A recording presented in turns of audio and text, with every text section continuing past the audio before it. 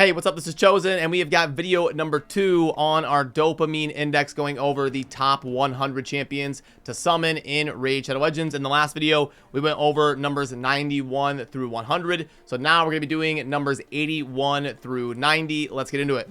Alrighty, getting things started at number 90 here, we are going to be going with Stultus Dragonbane. Now, something cool that a lot of people may not notice if they're new to the game is he's actually themed based off of Dracomorph. Right here, you can see the skull and the cape there, kind of that teal green, and then we go under the Lizardman and we check out Dracomorph. You'll see right there is the same exact theme right here with that same color and the way the skull looks right there. Now, Stultus, very, very cool champion. Really not a whole lot to say about him. He is just going to be a general utility tanky champion that can really fill every role. He can be a support for you. He can also surprisingly do some damage with some pretty decent multipliers and really good base stats. You can use him for progression in the arena as a tanky damage dealer who can also place CC to help you get through some of that PvE content. Number 89 is going to be a champion that I slept on for a very long time, but I'm starting to come around, and that is going to be Bivald of the Thorn. Now, this guy scales with HP and is going to give you a ton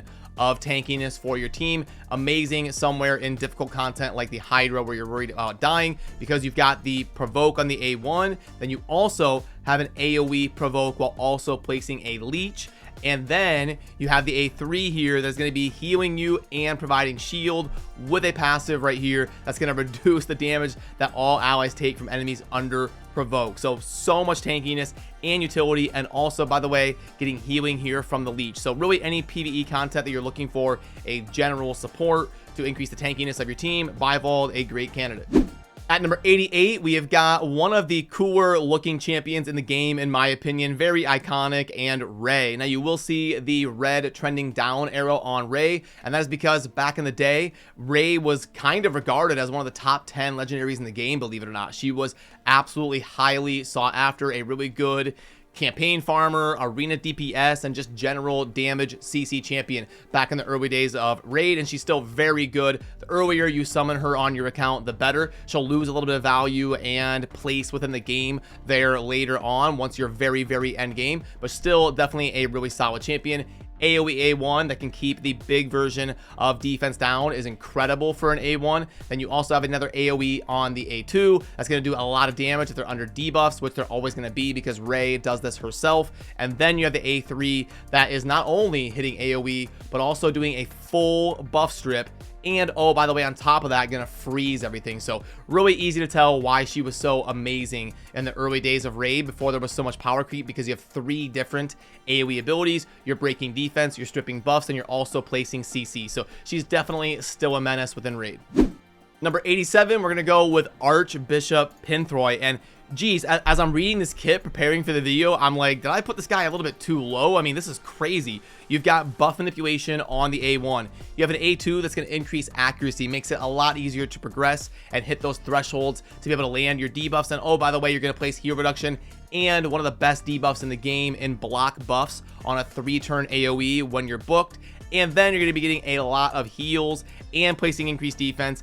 And if you're hitting a bunch of people, you're getting a shield as well with a passive that's going to remove decreased defense and weaken from himself there every turn with pretty solid base stats. So yeah, Archbishop, not one of the top 5 champions of the game or anything, but just for a general support that's going to bring amazing things like block buffs and tons of healing and sustain and buff manipulation. Amazing here at number 87. At number 86, we've got Wither the Crowned, and you will see a red trending down arrow there for Wither. It doesn't mean she's bad. It just means that she has kind of slid down in the last year or so. I remember Plarium did a guaranteed event to acquire Wither, and a lot of people were thinking she was like a top 25, top 30 legendary in the game. You would see her a lot in those annoying, super tanky tag team arena defenses and stuff like that, and she was definitely used a ton. She has slid down a little bit, but she's still definitely very solid. You're getting a ton of sustain here out of her kit with the AoE placing of Leech and also giving continuous heal on a random ally there. Then you're getting increased defense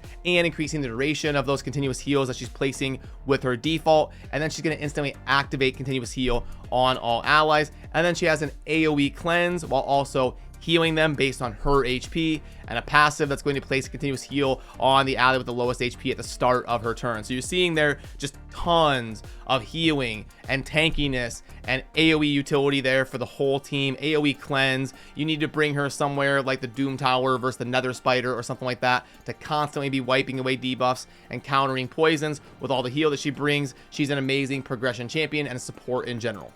At number 85, we've got Mortu Macabre. Now, he is a really tough one to rate. He has probably had the biggest variance without being drastically changed. The way that people view him as a champion is very different depending on who you ask, and his place within the meta of the game is very different depending on when you're talking about it within the overall timeline of Raid Shadow Legends. He was like super trash and never used. Then all of a sudden people started to see how much utility he had with the peril here of being a tanky champion that can wear stone skin and then just blast down the enemy team while blocking revive. And then lately people have started to go down a little bit on how they feel about him overall as a champion. He's kind of settled down to being viewed as like, he's an okay DPS again. So he has moved around a lot. He's either going to be like really impactful and really strong, or he's going to be like completely worthless. If you bring him in a live arena match and they just avoid him and they never hit him and they never give him the ability to do peril. Peril is one of the best DPS abilities in the game, especially in PvP. He's an HP scaling champion who's super tanky. He's going to ignore shield and block damage, and he's going to block revive if he kills anything, which is going to be super often because Peril hits ridiculously hard. So he's definitely impactful, but it's hard to get consistent value out of that impact. So he is definitely on the list, but he's not going to be super high just because of the consistency factor.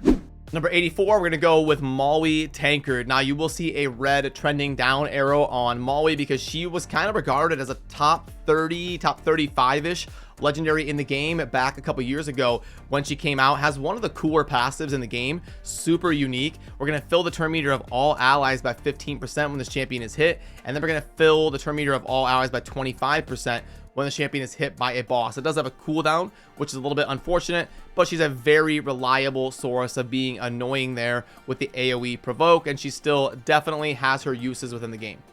Number 83, we have got Soulless, who is a utility CC buff manipulation DPS, and he is very strong, but you will see a red arrow trending down for him because he's another champion that is just fallen victim to more options being added to the game that are super insane. Your champions like Taras and stuff like that are kind of filling the role of that tanky damage utility spot there within a team, and it's kind of passively lowered his overall value within the game as we get more and more champions kind of added that are super amazing. But Soulless is still an awesome pull because you get CC on an A1, which is always great. On the A2, you're getting multiple targets where you have a chance to remove all of their buffs and place a provoke. Then on the A3, you are also going to do an AoE that decreases duration of all buffs on the target by 1 turn and place a provoke and get a shield there based on the damage dealt. So Soulless is an amazing damage dealer for sure. At number 82, we have got Ragash, and I feel like people have started to forget a little bit how good this guy is in general. The A1 is going to be able to place the increased defense on himself, and he scales with defense. So he's got a little bit of self-buffing there going on. On the A2, you're going to be doing an AoE defense down, and then also for PvE wave content, you've got an AoE stun, and it's very, very reliable. Look at that. Also 75% chance, book that up to 100% chance of placing a stun. Very, very good. And then he can even fill the role of being your speed booster here by placing strengthen and speed on all allies while also keeping some of those more squishy champions alive there with the veil and a passive where at the start of every turn he's going to place a perfect veil on the ally with the highest attack, and then he will also inflict 20% more damage against targets whose defense is lower than his, which is going to be super common. And our last one for this list at number 81 is going to be Hifrock. Now, this guy will come out of nowhere and just blast your team down when you come up against him in the live arena or something, and you're like, wait, what just happened? Okay, he's got a self-buffing ability here that grants an extra turn and does 2 different buffs, which is absolutely amazing because we can build this guy with 70% crit rate, and he's going to be able to buff his own attack without us having to bring someone like Arbiter or whatever to buff his attack because he can do it himself. And then he's going to be able to activate this A2 whenever an ally is killed by an enemy, and boom, we're going to do an AoE with doing an extra hit if he hits them hard enough to get them below 50% HP so he can confirm kills himself by adding in that extra hit. And he's also gonna get like a kind of a baked in savage set here with it by ignoring defense. And the A1 is also going to give him an extra hit if he's critting, which he's always going to be able to do within his build. So yeah, he is just going to be kind of, you're going to think you're fine, and then all of a sudden he starts popping off with this A2, and then he gets somebody below half health, he hits him again, kills them, you're like, wait, what happened? He just kind of starts snowballing out of control, and he can be a really good DPS for you, especially in PvP. And there we have it, all the way from 90 to 81 with Stultus, Bivald, Ray, Archbishop, Wither, Mortimacabre, Maui, Solus, Ragash, and Hafrock. Remember to subscribe on your way out because I'm going to be going all the way up to number 1 on our top 100 dopamine index of the best champions to pull in 2024 from Shards in Raid Shadow Legends. I appreciate all of you. I'll see you soon in the next video. Peace.